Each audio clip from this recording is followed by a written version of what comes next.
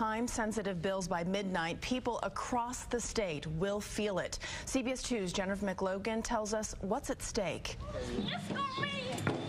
With youth programs now threatened, working parents are panicked. That would be really bad, because if kids don't have a place to go. James Jean worries that the mess in Albany will translate to summer trouble on the streets here. We'd be inside very lazy. I just think it would be boring. You won't get to feel the fresh air outside. It's D-Day for Nassau County's budget. If the state doesn't act by midnight on a number of measures, a rolling cascade of draconian cuts to social services could begin with as many as 900 county worker layoffs, including 250 police officers. Incomprehensible that these guys cannot just sit down and say, okay, we'll fight about the leadership battle later. Let's just get together and pass this important, urgent legislation.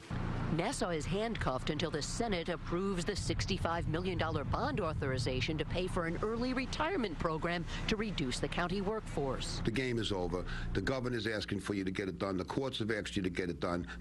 All the labor unions, everybody, the residents. What do we got to do? What do we got to do to get these guys to do their job? Nassau says property taxes could now be raised, funding to youth agencies slashed until Albany agrees to the cigarette tax, red light cameras, and ticket surcharges.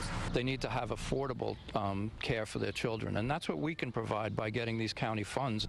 The chaos in Albany is affecting communities everywhere. In Westchester, residents gave the Senate a failing grade. Nobody cares about the petty issues they're fighting over.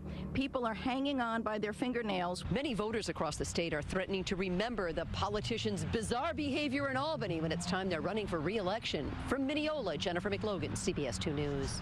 Now, because of Albany's inaction, non-essential Nassau County offices could be forced to close for 26 days a year.